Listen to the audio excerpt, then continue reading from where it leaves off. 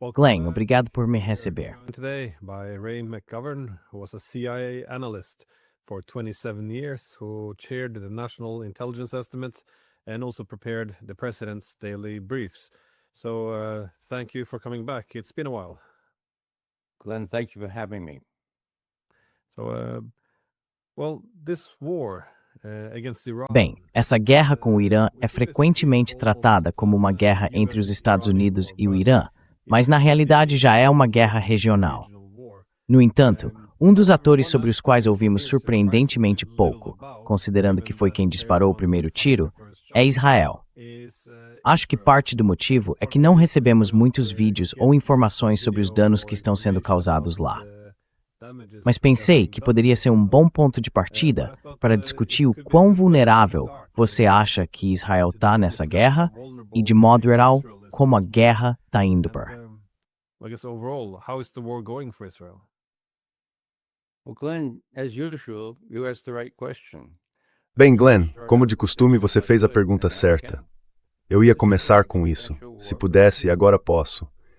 Esta é uma guerra existencial para Israel. O Irã vai sobreviver a isso de uma forma ou de outra, os Estados Unidos com sorte também. Mas Israel colocou todos os ovos em uma única cesta. Eles manipularam Donald Trump de tal forma que começaram essa coisa. E pela admissão do nosso secretário de Estado, Marco Rubio, que também é o assessor de segurança nacional de Donald Trump. O que significa, aliás, que ele é o canal por onde todas as informações de inteligência passam.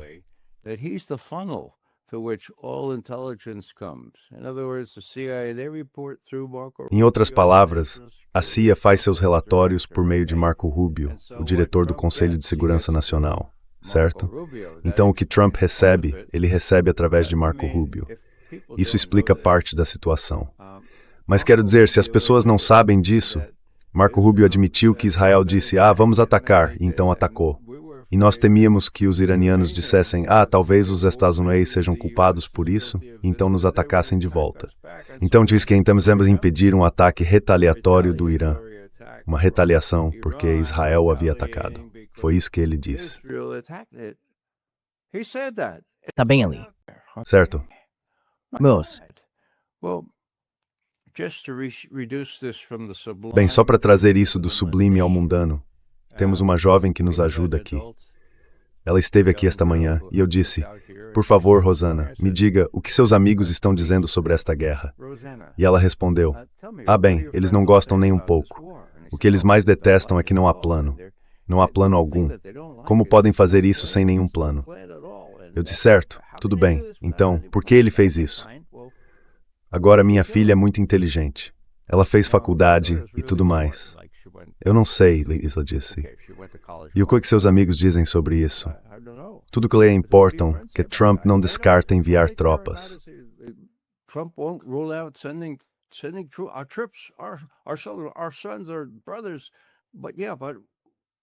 Nossos filhos são irmãos. Mas por que ele fez isso então? Eu não sei.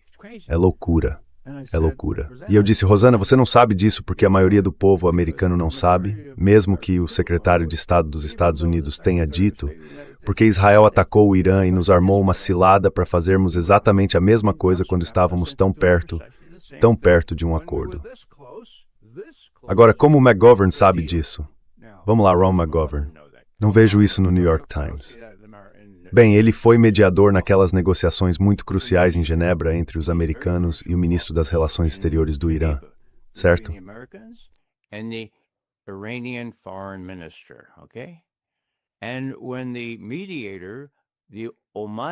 E quando o mediador, o ministro das Relações Exteriores de Omã, ou seja, o chanceler de Omã, que era um intermediário honesto lidando com ambos os lados, terminou aquela sessão, ele embarcou em um avião e foi para Washington. Ele disse ao vice-presidente, estamos quase com um acordo. Os iranianos realmente recuaram em suas exigências sobre o enriquecimento. Eles estão fazendo todo tipo de concessão. Na verdade, talvez consigamos até enviar inspetores da ONU para lá pela primeira vez na história. Então tá quase. E então, acho que porque ele sentiu que havia algo errado, ele foi falar com Margaret Brennan, a repórter da CBS, e disse a mesma coisa. Estamos realmente perto agora. Isso é incrível. Agora, isso foi no dia 27 de fevereiro. Foi no dia 26 que eles se reuniram em Genebra com esse mesmo ministro das Relações Exteriores de Omã mediando. Se eu tiver que repetir isso, tudo bem?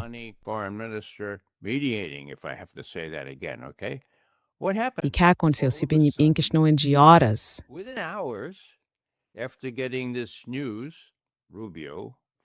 Depois de receber essa notícia, Rubio, antes de tudo, houve o ataque ao Irã. Então, como isso se encaixa? Quero dizer, há reclamações agora. A mais recente é que os omanitas e outros acham que Witkoff e Kushner mentiram sobre quando entregaram o relatório ao presidente, dizendo, não, os iranianos estão em transição. Eu não descarto essa possibilidade. Os dois estão encrencados até o pescoço. No Bronx, chamamos esse tipo de gente de picareta, certo? Eles não são confiáveis. Mas de qualquer forma, o acordo estava por um triz, certo? De repente, Rubio e talvez, Hegseth com certeza, talvez o vice-presidente, disseram não, Bibi já lançou seus ataques, faremos isso por Israel. Então eu disse à minha filha, olha, você devia fazer a última pergunta.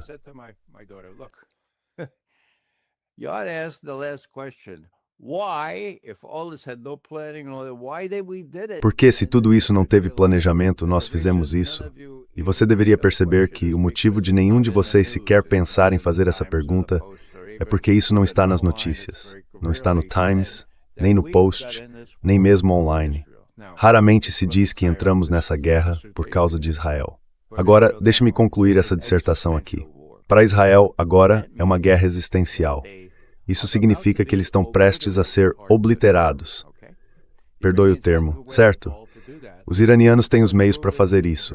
Isso foi comprovado em junho, e é por isso que eu ingenuamente pensei que isso nunca aconteceria. Quero dizer, Trump iria querer arriscar a destruição de Israel, o fechamento do Estreito de Hormuz, perder a eleição em novembro, com o preço da gasolina a $10 por galão.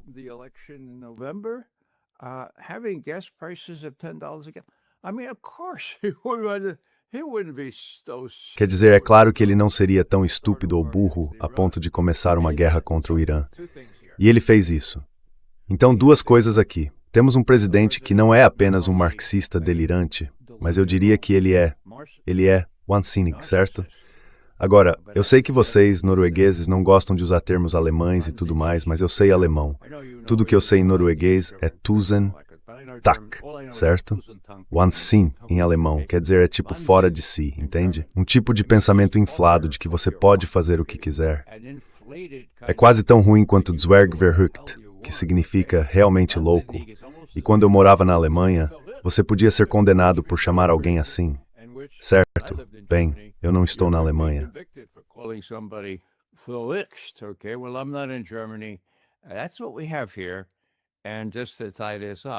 É isso que temos aqui. E só para concluir, passei meio século tentando me colocar no lugar dos líderes do Kremlin. Sei que eles têm um equivalente ao setor que nós tínhamos. Agora é uma divisão na CIA, que fazia perfis psicológicos à distância, certo? À distância, ou seja, você não pode entrevistar Trump, mas pode reunir todas as informações. E mesmo que os psiquiatras não gostem de fazer isso sem acesso direto, bem, você faz assim mesmo. Por quê? Porque as apostas são muito altas. Quando eu estava na CIA, tínhamos pessoas excelentes trabalhando nisso. Eu tinha perfis biográficos de Chernenko e Andropov e mais tarde de Gorbachev.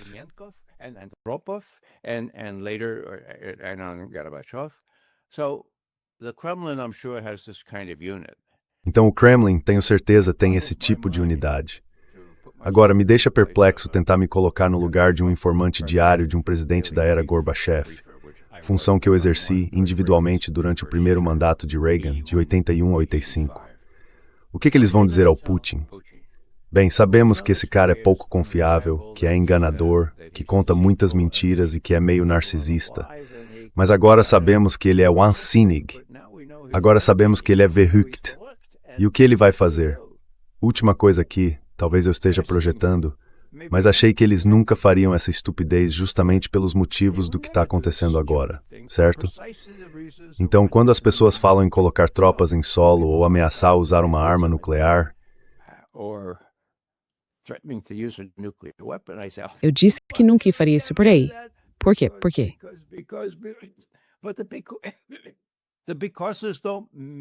mas os porquês não importam mais, a lógica não se sustenta. E talvez isso seja, vou apenas acrescentar, que na Kremlinologia tínhamos uma forma muito consistente e ordenada de analisar a mídia pública. Quando as pessoas diziam coisas como XYZ, seriam pré-condições para negociações ou para um acordo, e de repente só mencionavam X e não falavam mais de Y e Z. Ah, veja só. Isso significava, e posso garantir que é preciso, que eles estavam dispostos a negociar sobre forças nucleares intermediárias. E esse acordo foi feito e durou 32 anos, certo?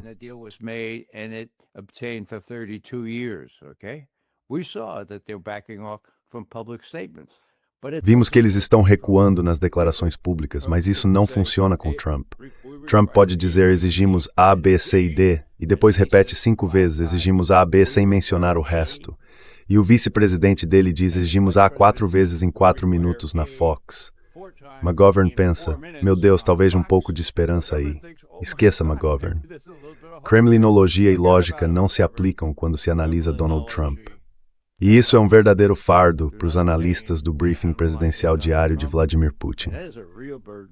Acho que você vai concordar.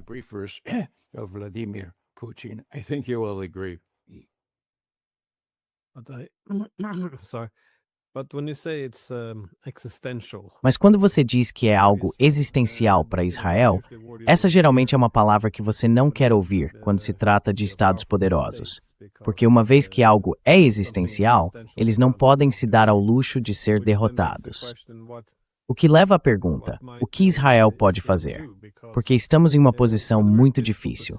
Os iranianos também consideram isso uma ameaça existencial. E eles não podem simplesmente deixar os Estados Unidos se retirarem, reabrirem o Estreito de Hormuz e em 6 meses os Estados Unidos e Israel estarem de volta mais uma vez. E dado que nenhum dos problemas subjacentes foi resolvido, o objetivo continuará sendo tirar o Irã do tabuleiro eurasiático.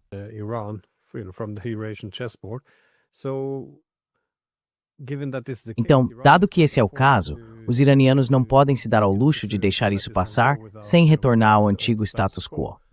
Então, o que isso significa para Israel? Porque se eles correm o risco de serem dizimados aqui, eles têm armas nucleares. Eles não me parecem o país mais contido, como vimos em todas as guerras que estão em andamento também. Então, o que você acha que Israel vai fazer se a dor se tornar grande demais? Quero dizer, no momento, não estamos no guarda-inimigo em strategia.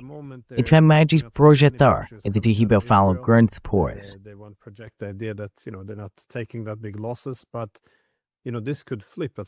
Mas veja, isso pode mudar em algum momento, quando eles quiserem fazer exatamente o oposto, mostrar quanta destruição o Irã causou.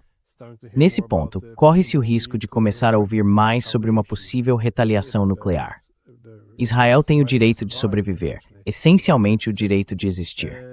Há muitas coisas insanas acontecendo hoje em dia. Isso nem parece tão insano, que isso possa acontecer, se não com armas nucleares estratégicas. Então, pelo menos com algo limitado, tático, apenas para forçar a mão dos iranianos, para fazê-los capitular, essencialmente. Você vê um caminho aí em direção ao uso real de armas nucleares?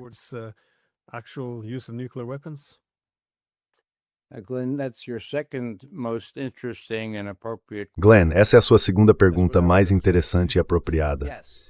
Era exatamente o que eu ia dizer. Sim, sim. Sabe, quando olho para Netanyahu e Trump, mas neste caso, principalmente Netanyahu, eu me pergunto, certo, dado o que você sabe sobre esse sujeito, McGovern, e o que ele está disposto a fazer em termos de genocídio e fome forçada, quando ele foi levado a acreditar que tem algum tipo de controle sobre Trump, talvez isso tenha muito a ver com Jeffrey Epstein. Enfim, ele está confiante de que tem Trump sob controle. Bem, ele aceitaria a derrota? Diria, certo, foi uma má ideia? Acho que não. E também não acho que os iranianos permitiriam isso agora que tem a vantagem. E essa é a grande nova realidade.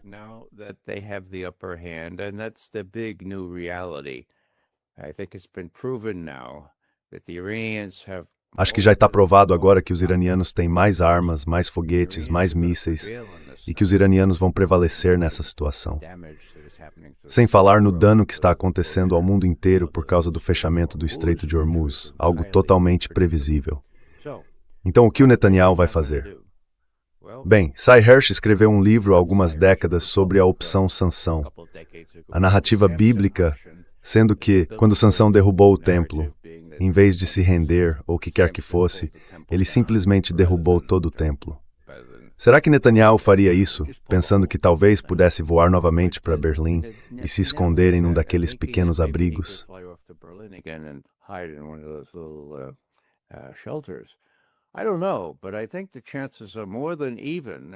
Eu não sei, mas acho que as chances são maiores do que 50%. E isso é assustador pra caramba, de que ele não pararia antes de realmente usar, não apenas ameaçar, mas usar uma ou duas armas nucleares.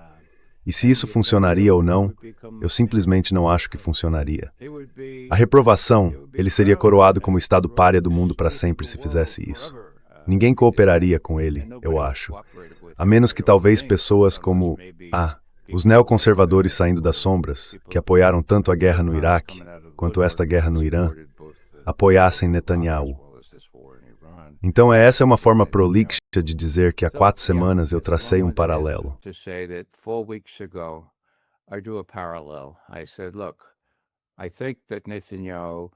Eu disse, veja, acho que Netanyahu provavelmente usaria a opção nuclear em uma situação de extremo desespero, certo? Essa palavra sofisticada realmente significa estar com as costas contra a parede. É por isso que isso é algo novo, Glenn. Como você sabe, sendo historiador, e eu sei, sendo um sujeito mais velho, desde a crise dos mísseis de Cuba, nenhum estado nuclear foi forçado a uma situação de extremo desespero. Agora, John Kennedy, um dos meus ídolos, o presidente John F. Kennedy, me levou a Washington junto com um monte de pessoas realmente notáveis, dizendo, bem, vamos fazer algo pelo nosso país. E alguns de nós ainda estamos por aqui. O que ele disse em seu grande discurso na Universidade de Maryland, no início de 1963, foi o seguinte. In early 1963 was this.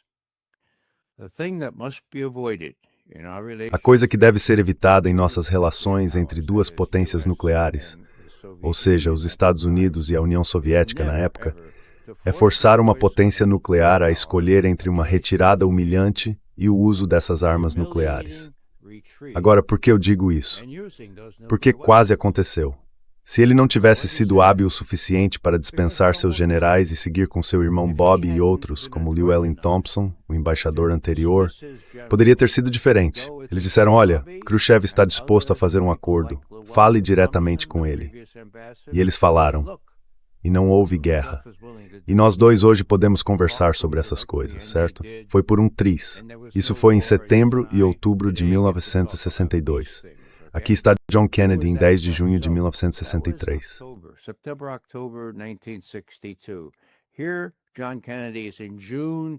Conte os meses entre eles. E agora ele diz, veja, passamos pelo pior. Eu sei como é pensar em explodir o mundo. A última coisa que você quer fazer é forçar outra potência nuclear a escolher entre uma retirada humilhante e o uso de armas nucleares.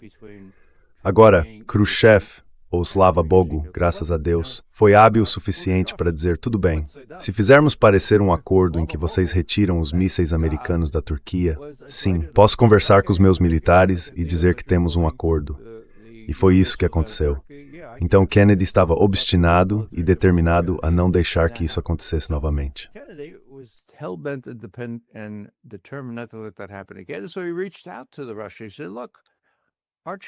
Então ele procurou os russos e disse, vejam, nossos filhos respiram o mesmo ar.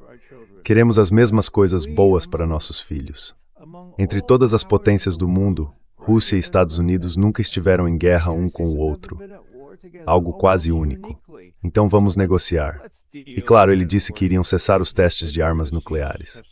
E em poucos meses, graças a uma ação política hábil, o Senado confirmou um tratado de proibição parcial de testes. O que estou dizendo é que isso remonta ao início da início da aula para confrontação nuclear.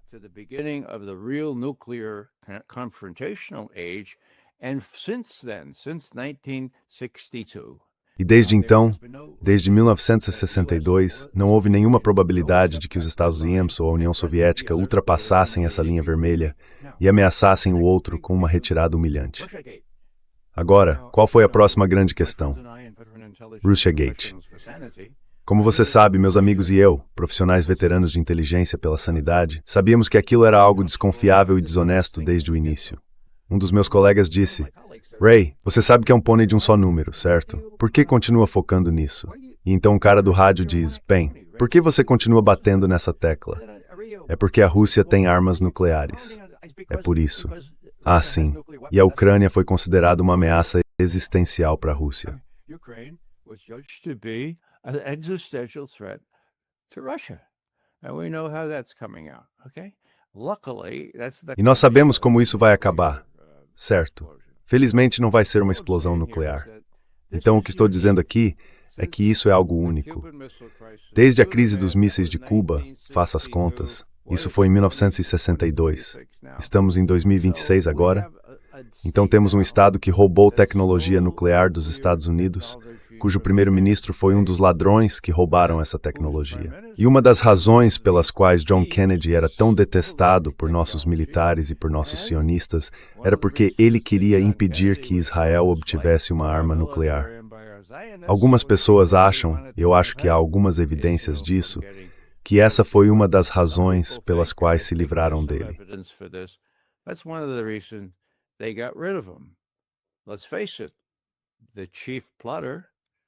Vamos encarar os fatos. O principal conspirador, o mestre da contra-inteligência da CIA, era o elo de ligação com Israel.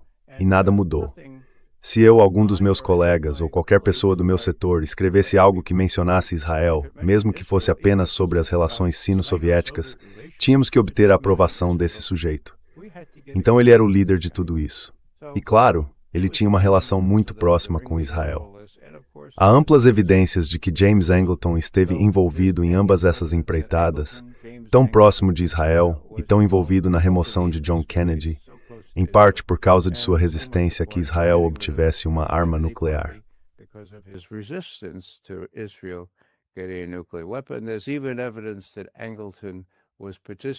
Há até evidências de que Angleton estava, no mínimo, fechando os olhos para o fornecimento ou o roubo de tecnologia nuclear pelas costas de Kennedy. Então veja, esse é o meu argumento aqui. Olhe só, meus filhos, muito instruídos e com 50 anos de idade, estão completamente perdidos, dizendo: meu Deus, não há plano, por que ele fez isso? Eles não perguntam por que ele fez isso. Eles sempre dizem: ah, pode ser isso, nossas tropas em solo, ou, meu Deus, sabe? Mas nenhum deles se dá o trabalho de perguntar por que Trump fez isso. E Trump fez isso porque é submisso a Israel. E isso pode incluir essa atrocidade, uma verdadeira depravação moral. Talk about moral turpitude. Well, you got it in spades with Epstein and the people Bem, that Trump você teve isso de sobra com Epstein e as pessoas com quem Trump tem se associado, e o fato de que Netanyahu certamente não hesitaria em levar sua própria pastinha de fotos e vídeos para Mar-a-Lago, dizendo: ah, só quero me lembrar. O FBI consegue bloquear muita coisa desse tipo, mas nós vamos proteger isso, senhor presidente, a menos que o senhor não coopere. Essa é uma abordagem típica da máfia. E será que Trump estaria acima disso? Acho que não. Desculpe por essa explicação longa, mas eu me sinto muito fortemente sobre isso, porque Israel tem exercido esse controle sobre nós, a ponto de ter atacado 34 marinheiros americanos no USS Liberty durante a Guerra de 1967, e nunca ter sido responsabilizado. Então, é claro, eles aprenderam, sem nenhuma dúvida, que podiam literalmente sair impunes de um assassinato, e que o Senado, a Câmara e até a Marinha dos Estados Unidos encobririam tudo. and even the U.S. Navy would cover it up. No, the US-Israeli relationship is Não, a relação entre os Estados Unidos e Israel é bastante interessante, não apenas em termos de compreender grande parte da política externa dos Estados Unidos, mas também pelo que está acontecendo na política interna. Acho que especialmente, bem, não só do lado republicano, mas também do lado democrata, há essa divisão que se vê agora, em que as simpatias por Israel diminuíram muito. E mesmo dentro do próprio grupo de Trump, toda essa ideia de América em primeiro lugar, sabe, uniu uma variedade muito ampla de pessoas.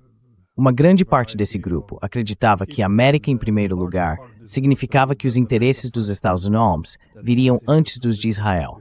Agora eles veem essa guerra que não conseguem realmente explicar sem falar sobre Israel. Without talking about Israel. It's something that also divides the home base of. Sim, é algo que também divide a base de Donald Trump.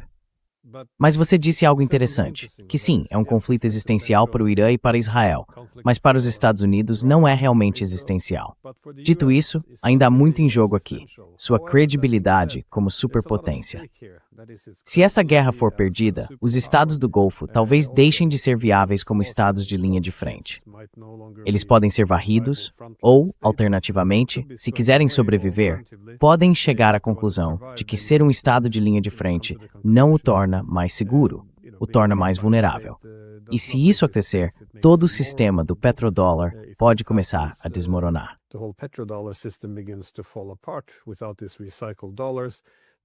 Sem esses dólares reciclados, a bolha da IA, a corrida da IA, chega ao fim.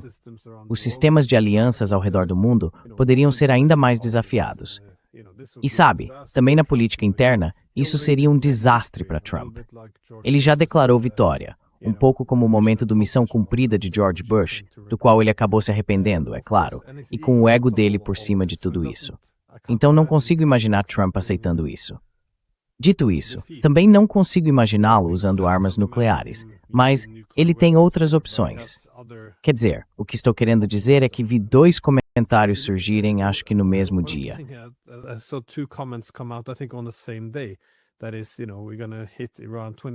Ou seja, sabe, vamos atingir o Irã 20 vezes mais forte, mas também já ficamos sem alvos para atacar no Irã.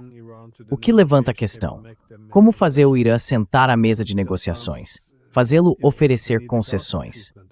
Parece que eles acham que o Irã precisa do tratamento de Gaza, que é essa a direção que os Estados Unidos podem seguir. Enfim, já estou opinando demais. Eu queria saber, como você vê isso? O que os Estados farão agora que não conseguiram a mudança de regime? Não houve pessoas se levantando contra o governo. O exército não entrou em colapso. Os iranianos conseguem suportar a dor e também infligir dor atual aos estados do Golfo e a Israel.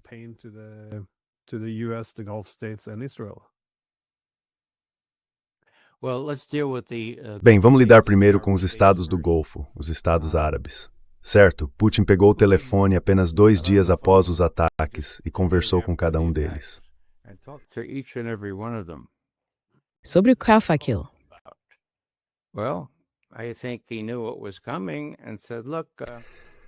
Bem, acho que ele sabia o que estava por vir e disse, olha, lembra como você tem sido bem próximo dos Estados Unidos, comprando todas as armas e tudo mais? Você tem esse acordo em que eles deveriam te defender, né? Observe os próximos dias e veja o que acontece. Eu te ligo mais tarde. Meu Deus, esse acordo desmoronou porque a defesa contra o Irã desapareceu completamente. O Irã tem carta branca agora e eles estão agindo, atacando todas essas bases americanas e tentando tranquilizar os estados do Golfo, dizendo, olha, isso não é sobre vocês, é sobre os seus formuladores de políticas idiotas que acharam que os Estados poderiam protegê-los e não podem. That the U.S. could protect you, and they can't. So what are you going to do now, huh? So what are you going to do now? You do have a lot. Então, o que você vai fazer agora, hein? Você tem toda essa riqueza, em quem vai confiar para negociar? Nos americanos? Bem, veja o que acontece nos próximos dias, certo? No dia seguinte, você tem o Lavrov falando, e isso é realmente interessante. Ele está em uma reunião com outros líderes árabes do Golfo, certo? E ele diz, muito esperto, vou usar uma velha expressão beduína. Você ainda não aprendeu que não se pode montar 2 camelos ao mesmo tempo? Não sei quem deu essa frase a ele, mas foi exatamente a certa. Portanto, pelo que me consta, os Estados não vão recuperar bases nesses países Golfo.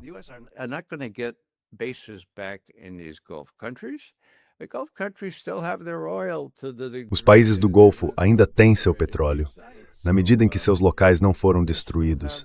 Então ainda têm os meios para continuar. Mas eles vão se alinhar com os Estados Unidos? Certamente não da forma como faziam antes, certo? Certo. Agora, esqueci no que mais você entrou, mas eu tinha alguns comentários sobre suas outras observações. Vamos ver se anotei alguns. Sim, quero que você mencione isto. Uma das coisas que a maioria dos americanos não entende, porque muitos não tinham idade suficiente em 2001, 2002 e 2003, é que tudo o que realmente sabem é sobre o 11 de setembro, certo? many were not of age in 2001, 2002, and 2003. All they know is about 9/11, right? And then they know, or think they know. E então, eles sabem, ou acham que sabem, que precisávamos ir atrás das pessoas que poderiam ter sido responsáveis pelo 11 de setembro. E os afegãos? Bem, isso era uma coisa. Mas tentamos associar o líder do Iraque, Saddam Hussein, ao 11 de setembro. E como fizemos isso? Dissemos que Saddam Hussein tinha ligações ativas com Al-Qaeda. 75% do povo americano, em 2002 ou 2003, acreditava que isso era verdade, certo? Colin Powell falou com autoridade na ONU e mencionou uma, cito, conexão sinistra entre Bagdá, Saddam Hussein e Al-Qaeda. Colin Powell estava mentindo. Colin Powell knew that he was lying. He said it anyway. What was the other thing? Mesmo assim, ele disse. Qual era a outra coisa? Ah, sim. O Iraque tinha armas de destruição em massa. Agora, nós, os profissionais de inteligência veteranos pela sanidade, criamos nossa unidade em janeiro de 2003, plenamente cientes de que eles não tinham armas de destruição em massa, que nossos ex-colegas estavam mentindo descaradamente para serem promovidos e ganharem prêmios em dinheiro, o que de fato aconteceu, por escreverem aquela terrível estimativa de 1º de outubro de 2002. Então, o que aconteceu? Bem, eles falsificaram as provas. E você não precisa, deixe-me apenas citar o relatório do Comitê de Inteligência do Senado. Isso levou 5 anos para ser concluído. This was 5 years in the making. In June of 2008, they finally came to... Em junho de 2008, eles finalmente chegaram à conclusão deles, que dizia, abre aspas, a inteligência usada para justificar o ataque ao Iraque era baseada em evidências não corroboradas, infundadas, contraditórias ou até inexistentes. Fecha aspas. Inexistentes? Como diabos é uma inteligência inexistente? Bem, eu não preciso te dizer, certo? Foi fabricada. Então, por que eu trago tudo isso à tona? Porque está acontecendo de novo. E a maioria das pessoas nem percebe, porque a imprensa escondeu e ninguém jamais foi responsabilizado pelo Iraque.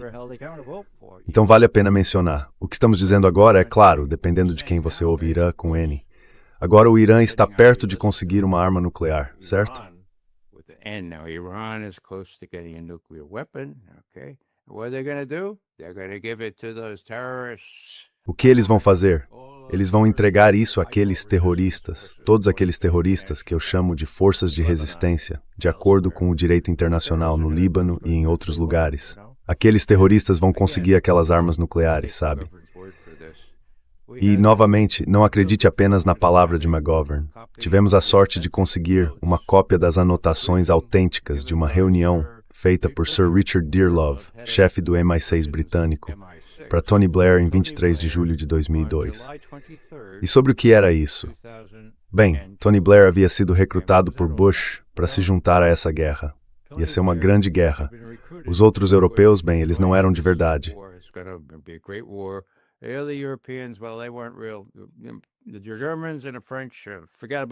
Os alemães e os franceses. Esqueça deles. Podemos fazer isso sozinhos. Certo, mas sabe de uma coisa? Quando você está planejando uma guerra, gostaria de ter mais do que apenas contato telefônico com o outro conspirador, certo? Então, mesmo que Bush ligasse para Blair, ou vice-versa, uma vez por semana, Blair disse ao seu chefe de inteligência, olha, você poderia ir lá e conversar com George Tenet, que era seu equivalente, diretor de inteligência central, chefe de todas as agências de inteligência. Converse com ele, porque ele é muito próximo do Bush. Ele vai saber a verdade. Você pode falar com ele? Bem, Tenet não falou. Ele disse, não, eu não falo. E Bush insistiu. E então eu sei que havia pessoas, eu sei que havia.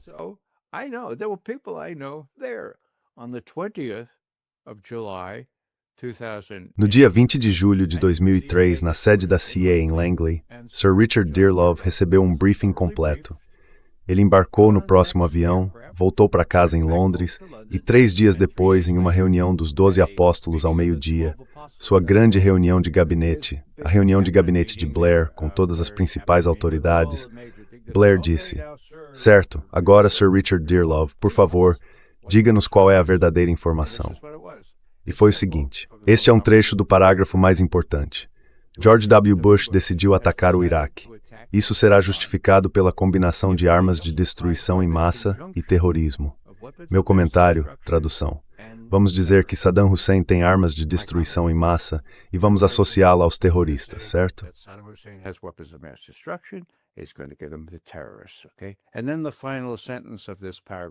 E então a frase final desse parágrafo, mas a inteligência e os fatos estão sendo ajustados de acordo com a política.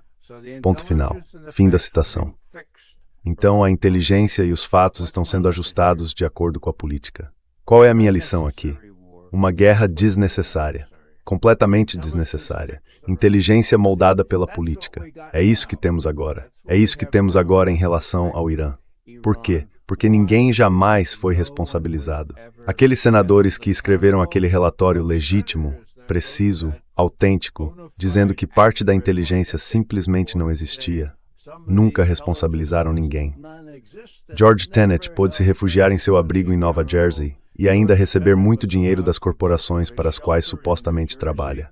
Ninguém é responsabilizado.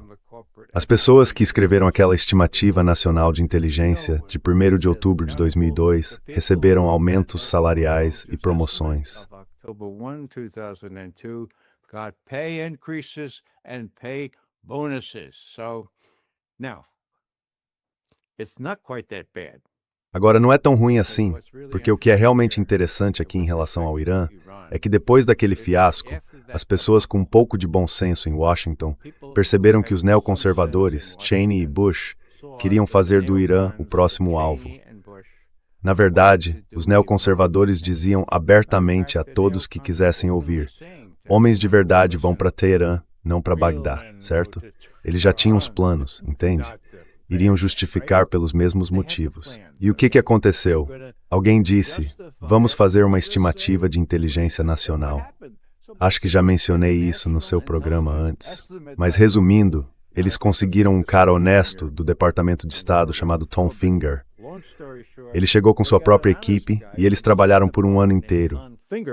He came in with his own people. They worked for a whole year. They benefited from some luck with new intelligence, and they said. Eles se beneficiaram de um pouco de sorte com novas informações de inteligência e disseram que o Irã parou de trabalhar em uma arma nuclear no final de 2010.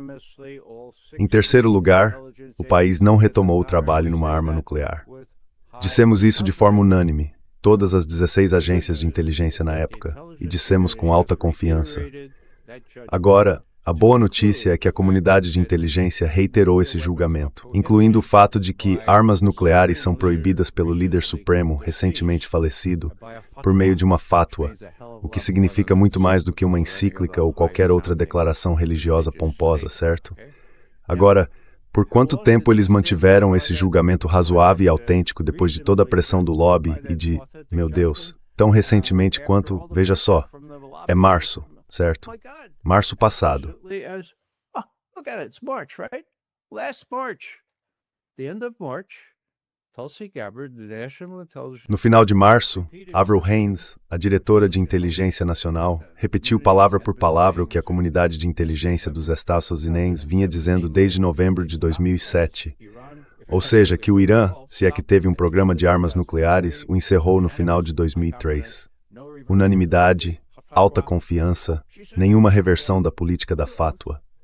Ela disse isso sob juramento em um depoimento exigido pelo Congresso em março do ano passado. Onde está Avril Haines agora? Ah, veja só. Um amigo meu fez uma pequena charge com uma caixa de leite, sabe, uma caixa de meio galão, desaparecida, Avril Haines. Pois é, digam onde ela está, deixem-na entrar. Então, o que vai acontecer agora? Esse depoimento é exigido pelo Congresso. O que acontecerá quando eles forem ao Senado, prestarem juramento e forem questionados? Bem, o que você acha agora?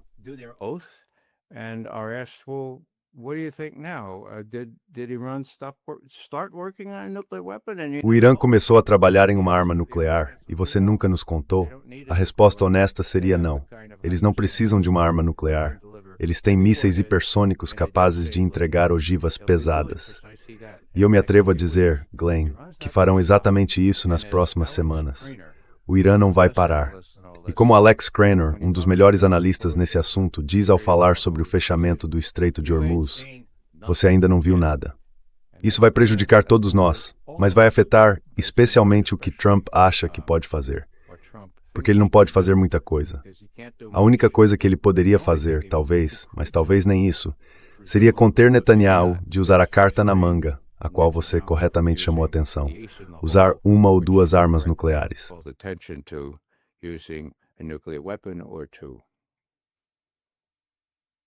Look, just one final brief question. Apenas uma última pergunta breve. As esperanças de uma mudança de regime já foram descartadas?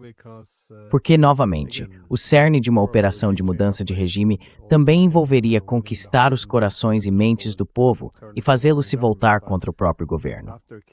Mas depois de matar o líder deles, o que por algum motivo não foi comemorado como se esperava, e à medida que os Estados Unidos ficam sem alvos militares, estamos vendo mais alvos civis sendo atingidos para pressionar o governo.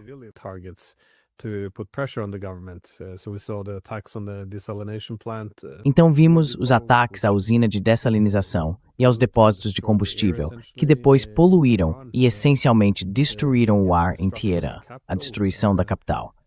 E Trump também, apenas para reforçar o ponto, foi ao Truth Social e escreveu que atingiriam o Irã com tanta força que a própria nação seria destruída, que seria incapaz de se reconstruir. E claro, suponho que acidentalmente, mas ainda assim, o assassinato daquelas 168 jovens, e depois mentir sobre isso de uma forma tão óbvia. A mudança de regime agora está completamente fora de questão.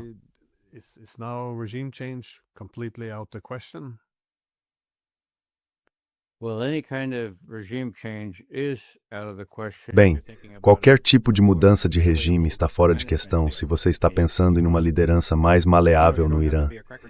Você não precisa ser um analista brilhante para perceber isso. O novo líder supremo estava na casa e foi ferido quando seu pai foi morto, sua esposa foi morta, seu filho adolescente foi morto. Ele foi poupado, mas aparentemente ainda está no hospital. É por isso que você não o vê, certo? Então, nessas circunstâncias, e pelo que foi dito em nome dele, ou pelo que ele disse ontem, não há qualquer flexibilidade na posição iraniana. Eles têm a vantagem agora. Sabe, falamos sobre nossos líderes militares hoje. Vou te dizer uma coisa que vem de Larry Wilkerson, que trabalhou com Colin Powell, não apenas como seu chefe de gabinete. Not only as his chief of staff,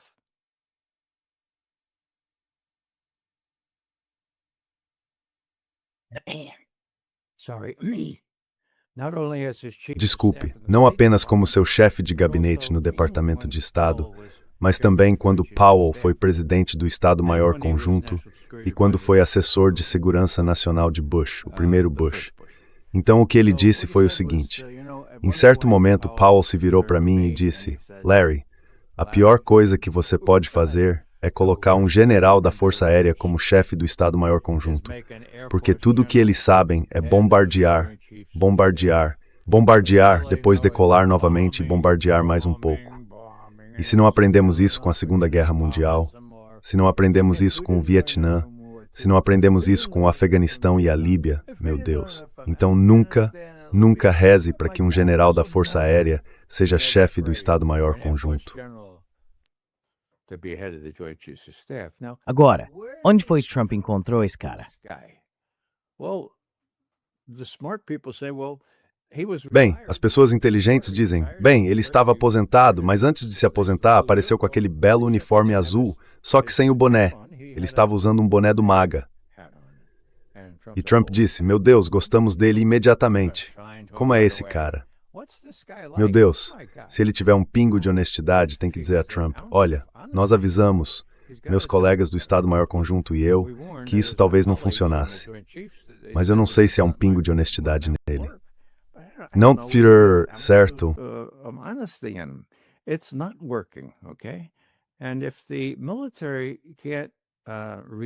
E se os militares não conseguirem conter Trump em seu estado atual, meu Deus, não sei quem conseguiria. Nós temos agora os neocons aparecendo. Wormser, David Wormser. Temos Douglas Feith, o cérebro, por assim dizer, por trás da guerra de Cheney contra o Iraque, aparecendo e fazendo declarações idiotas. Então os neocons ainda estão por aí, eles ainda recebem bastante espaço na imprensa e têm seus artigos de opinião publicados. Então, Estou meio que esquecendo agora exatamente qual era o seu ponto. Deixe-me pedir que você repita a sua pergunta principal e tentarei ser mais breve. É não. Se a mudança de regime agora está fora de questão, é.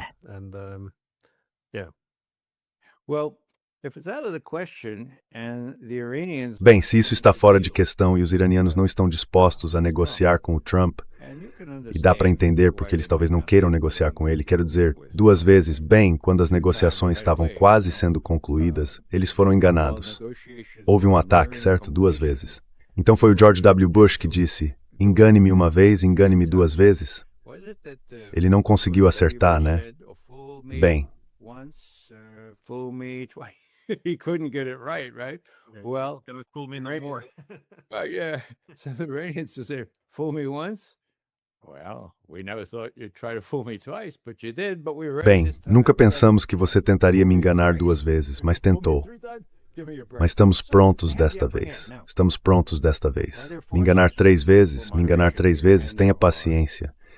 Então eles têm a vantagem. Agora, há forças de moderação aqui? Sim.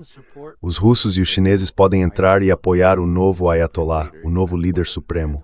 Disseram-me que ele ainda não é exatamente um Ayatollah. E dizer, olha, Sr. Trump, quando você me ligou, diz Putin, quando você me ligou há apenas 3 dias eu tirei o melhor da situação. Pedi a Ushakov que dissesse que tivemos uma discussão profissional e construtiva, e também aberta e franca. Então não estou cortando laços com você. So I'm not cutting off ties with you, but you know what? This is crazy. We're not gonna... Mas sabe de uma coisa? Isso é loucura. Nós não vamos deixar isso acontecer. Você diz, por favor, use sua boa vontade com o Irã. Esqueça. Você diz, por favor, não dê ao Irã as informações de que eles precisam. Sr. Trump, já ouviu falar? Sabe o que significa a palavra karma? Procure karma. O que vocês estão fazendo com os ucranianos? Nós não vamos interromper nossa ajuda ao Irã. Então vamos ter que fazer um acordo. Curto prazo, eleições de meio de mandato. Isso é uma coisa, mas a confusão na economia com o Estreito de Hormuz continuando fechado, isso é um caos, certo? Então, Sr. Trump, podemos ajudá-lo, mas você vai ter que recuar e conter Israel.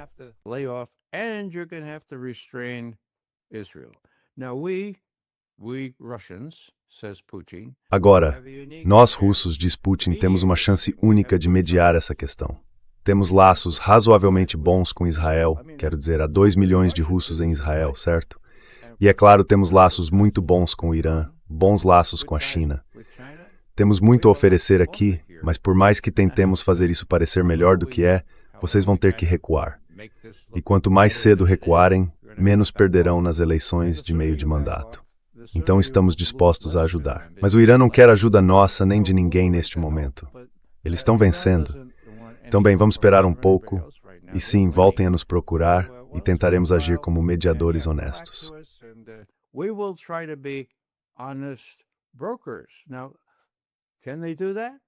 Agora, eles podem fazer isso? Bem, você sabe, eles quase tiveram um tratado de defesa mútua com o Irã. Os iranianos disseram não. Isso mostra a posição do Irã. Agora, refletindo sobre isso, os russos queriam transformar o tratado estratégico deles com o Irã em um tratado de defesa mútua. E foram os iranianos que disseram, não estamos prontos para isso. Acho que eles provavelmente se arrependem disso agora. Mas isso mostra o quão importante o Irã é para a Rússia. Quero dizer, é um ponto vulnerável por onde passam todo tipo de terrorismo e outras ameaças. Certo, então isso é uma coisa. A outra coisa... O que mais eu ia dizer aqui? Sim, bem, você sabe, eles se abstiveram nessa resolução na ONU ontem. Fiquei horrorizado.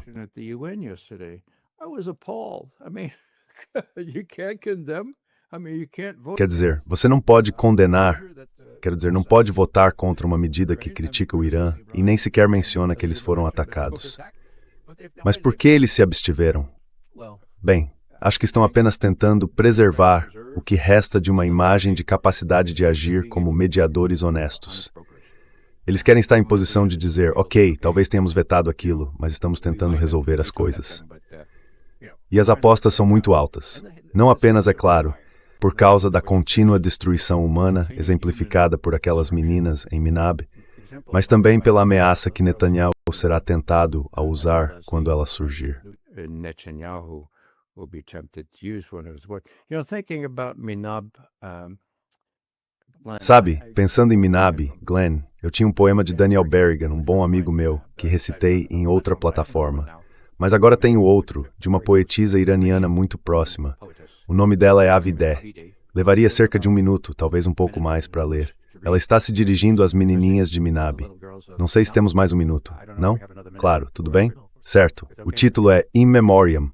Onde estavam seus sonhos? Onde estavam suas esperanças, docinhas meninas de Minab? Vocês seriam as novas flores das tulipas ou dos narcisos, docinhas meninas de Minab. the tulips or the daffodils, sweet little girls of Minab. Were you fasting, hungry, thirsty? Vocês estavam em jejum, com fome, com sede, docinhas meninas de Minab, quando o Tomahawk as despedaçou e as reduziu a cinzas sem deixar vestígio de vocês. Meus anjos, minhas belas, doces meninas de Minab. Diga-me, quem tem coração? Quem carrega tanto ódio no coração a ponto de reduzir a cinzas doces meninas, com esperanças e sonhos como tulipas e narcisos balançando sob o domo azul do céu, inocentemente esperando e ansiando pela chegada de uma nova primavera? Diga-me, quem tem tanto ódio? Quem tem tanto ódio no coração? Agora, do sublime ao mundano, sabemos como isso aconteceu. Sabemos quem matou as doces meninas de Minab. O nome dele é Hekseth. His name is Hekseth. He calls himself the Secretary of War. Ele se autodenomina secretário da guerra. Por que posso colocar a culpa nele? Porque ele eliminou a unidade do Pentágono que verifica se não haverá vítimas civis em uma lista de alvos. Culpar a Agência de Inteligência de Defesa ou listas de alvos desatualizadas não é suficiente. Havia uma forma de verificar essas coisas. Havia um procedimento. E Peter Hegseth, secretário da guerra, que diz não tenha piedade, eliminou essa unidade. Agora, como eu sei disso? Scott Ritter conhece esse assunto em detalhes. Ele apontou que houve 4 ataques com mísseis Tomahawk, e depois outro que tinha a capacidade de pairar sobre a área e enviar fotografias de volta para a torre de controle. A torre de controle estava de volta.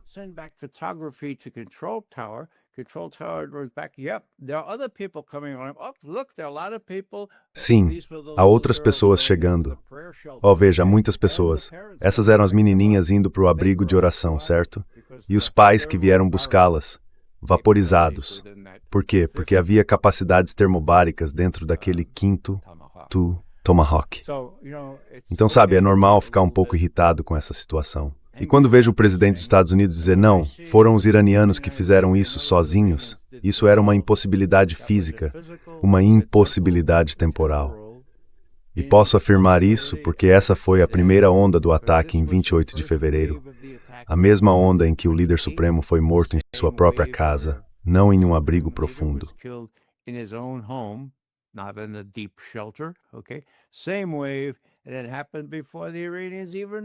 Do mesmo jeito que aconteceu antes, os iranianos nem sabiam que algo estava por vir.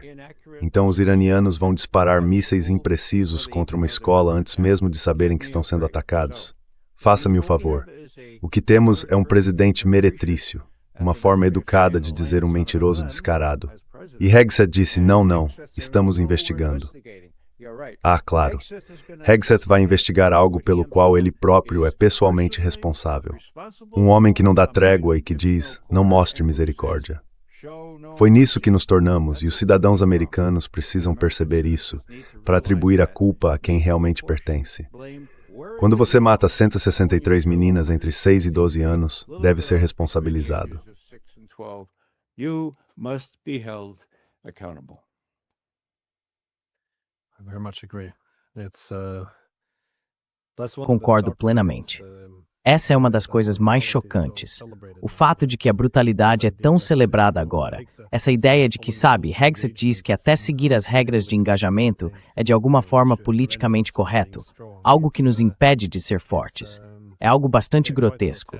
E se você está no Twitter, se segue a Casa Branca, quase todos os dias eles publicam pequenos vídeos em que fazem montagens de videogames com bombardeios ao Irã. É pornografia de guerra. É uma celebração da violência. É algo muito feio, especialmente vindo da Casa Branca. Mas é onde estamos. parece que o declínio imperial pode ser realmente feio. Então, muito obrigado por dedicar seu tempo.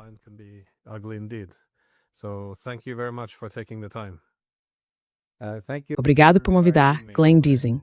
Muito agradecido. Appreciate it.